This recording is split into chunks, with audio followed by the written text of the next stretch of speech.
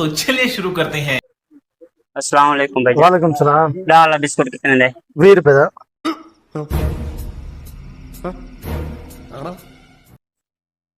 डाला बिस्कुट 20 रुपए जी दे हाँ। दे यहाँ एक।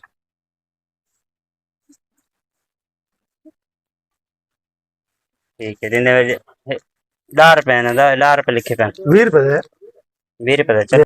शाबाश बेटा, बहुत बढ़िया। 1 किलो आलू दे यहाँ। ते आलू की दुकान है, शर्म नहीं आती देखो आलू की दुकान है वो यार तू रखी दे। जो थी ये वो परचून पीछे क्या क्या रखे? क्या करता है रे तेरी तो। दुकान है देखी थे ये पापड़ में चलो क्या है टमाटर 1 किलो तोल ले।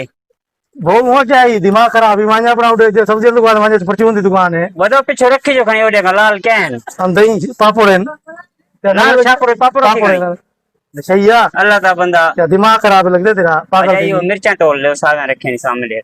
वो अंधा बांध उड़ा पूरे सब्जी की दुकान बंद सब